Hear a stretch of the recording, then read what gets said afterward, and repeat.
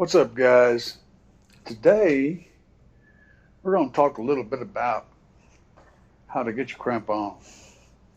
And I got videos about this already, but I'm going to show you with the tools that I end up using. I've used hydraulic setups, little small hydraulic pump crimpers. I've got two of those. And they both work great, but they're really awkward to try to use because you got this little pump and this little tiny handle, and you got to try to get they're awkward. So, plus you got all the dies to keep up with. Well, the first thing I'm going to tell you is, if you wind up getting these things off Amazon, be sure to get the set that has these cutters in them. And the reason is, these cutters, this is some heavy wire. These cutters are phenomenal. They do a great job.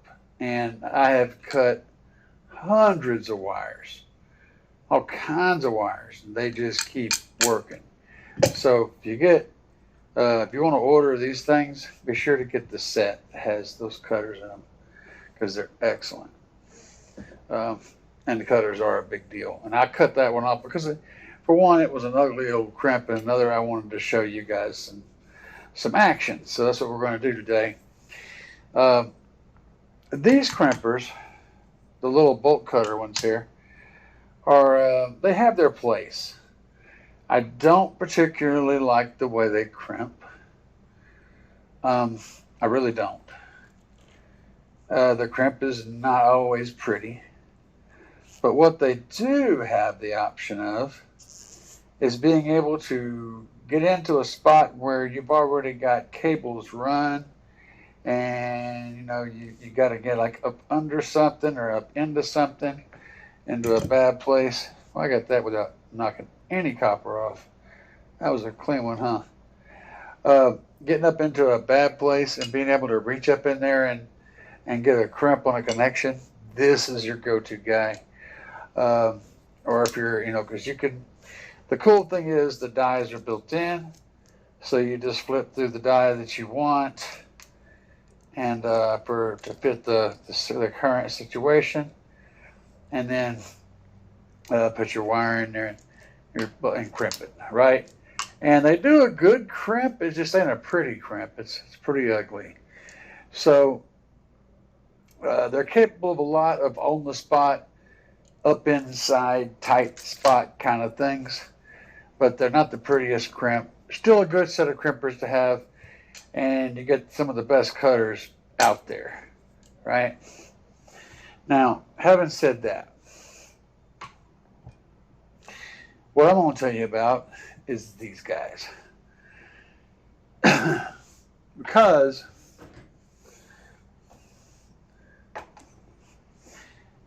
99% of the crimping I do with these Timco crimpers. And anymore, they have a dialless head, so you adjust this out. It gives you markers here, indicators for different gauge. It shows you the gauge over on the side. It's all cut into the metal. It's not easy to read for the camera, but you can see it in person. And you can always adjust it. Like that is the alt gauge. That right there is, that's the alt gauge setting. So once you get it set, it'll stay there unless you change it. And you can always tweak it a little bit. And if you found that you didn't crimp tight enough, you can tweak it a little bit, crimp again, and just continue it on. So it kind of gives you a little more flexibility in how it works. So you guys have done some crimping. This is one hard lug to crimp. These types right here, these old copper types, are much easier. But these that are the copper and other metals combined are much harder to crimp. Okay. So what we're doing today is I'm going to put a crimp on this on this cable that I just cut. I'm going to do this just for demonstration purposes. And that looks tight. I get this set right. Making sure I got the setting right. I messed with it. Yeah. That's set on alt gauge. So it'll go up to 4 gauge and down to number 5, which is basically the smallest thing you can crimp, really. It goes down because it just screws down till it's tight. So they have this mechanical advantage in the jaw. And let's show you how this works. I found the best way to crimp these is, or to crimp anything on this, is to I could have left that a little longer. Now I've got a complex.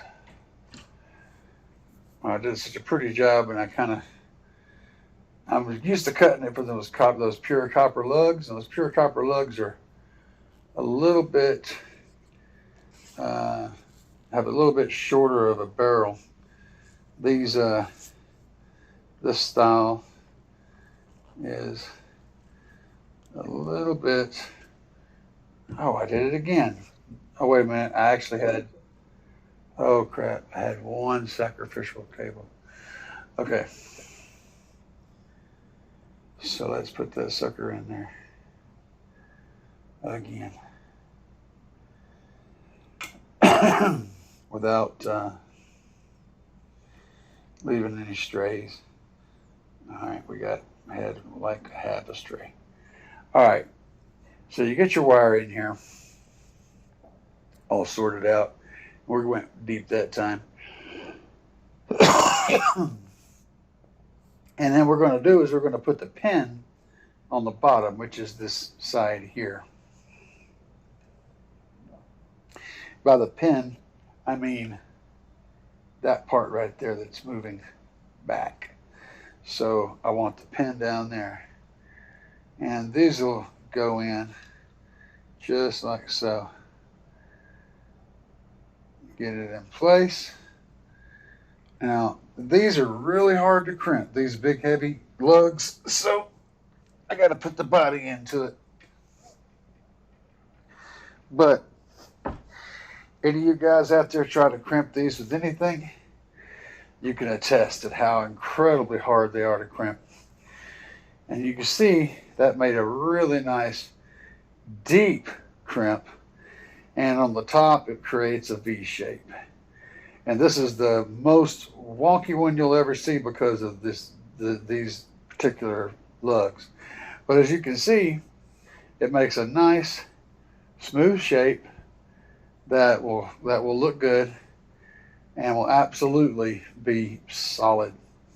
This is not going to ever come off. And when you cut these down, I don't have that ability to cut them down, but when you cut these down, you'll find that it is absolutely a solid chunk of metal. It's no longer a stranded wire inside there. It does a bang-up job. Now this puts pin. You can also redo this again if you want to. You can create a second crimp down from that one. Don't need to, but you can. I just want to show that that is a thing. That one crimp is totally fine. But if we want to, we can make a second one down. It's a little bit harder because there's not as much compliance there. There we go. We'll stretch that sucker in so you can actually create, see that, 2. Now you're telling me that's not going to come loose. That is a solid connection. It's quite hot too from compression. And then if we put our heat shrink on here, I mean, that looks so good. You know that the heat shrink's just going to be smooth, and the heat shrink won't pull up inside the little dents down here, so you're good to go. down there. You know, really, really good crimper. If you guys want, like I said, this is the thing. This is a thing, and this crimps. There's lots of hydraulic stuff out there that can do a pretty crimp. I don't think any of them look any better, though.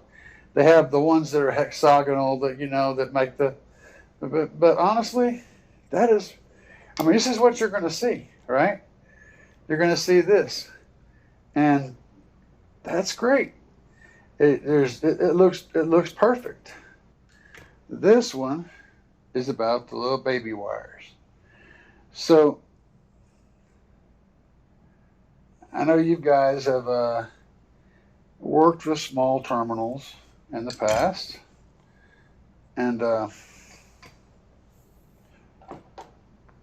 stuff like these. These, I got some of these handy, so that's what we're going to use. Crimping with this style of tool, and if I had mixed luck where things, sometimes they worked and sometimes they don't.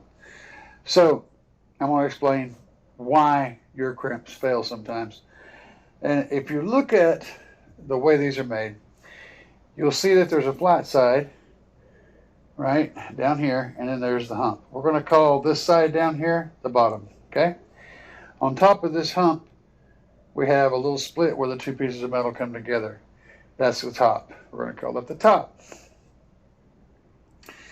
Now, when it comes to crimping, on your crimper, this is what you're looking at. No matter what you got, you'll notice that this one, there's actually, they're using multiples. So you got 1, 2, 3, 4, 5, 6, right? But what's important is what part of this you're actually using. So if you're using these points right here, then this will be your bottom. In other words, when you put your dude in here, you have it turned like this, so that the point is going into the bottom. You guys see what I mean there? You have a position like this, with the split going into the cavity and the point coming in from the bottom, okay? If you do it this way, consistently, your crimps will hold. They are very much designed to work in this fashion. So let me see if I can, well, I'm just going to do this right here on camera and just struggle with this because the struggle is real. That's a little bit long, but you always want to make sure that your wire comes through some. That's a little bit far, but it'll work. It's fine. It'll be fine. And these crimpers will work. The handle's kind of short, so I struggle with the stress because my hands are not as strong as they used to be. So we're going to use this guy instead. They have a little more leverage in the handle, and it's the same setup up here. So, and if you'll notice, oh yeah, there's two different types of crimpers. These down here are for non-insulation. These up here are for insulation. The insulation ones don't have any tooth to them. I don't recommend using those. Those are always worthless. You want to go down here. And you'll see that there's numbers by here. Those numbers are going to give you the range of the size that they can crimp. But if it looks like it's the right size, it probably is. So we're going to put that in there, and we're going to put that in there, and we're going to put that little nub down on the bottom, like so. Just like that. Oops, I almost went too far forward. Let's go back here. That right there. And I'm going to get it started, and I'm going to use a table to finish it. All right. So when you get done, you'll notice the top, the split is still there, and there's a nice little pin in the bottom right there. All right, just for fun, we're going to try to use the big Timcos and see how that does. Same concept, though. We want the pointy bit pointed towards the bottom. I'm not sure if they'll go small enough to do this or not. I want to find out. Oh boy. It's definitely putting a crimp on. Son, well, it kind of moved the eyelet out. Let me see here. But that's straightenable. But I would say that is a solid crimp. And look at this, guys. I'm pulling the wire. This is like 3 feet of wire. I'm literally pulling the wire out of the insulation. Look at that. So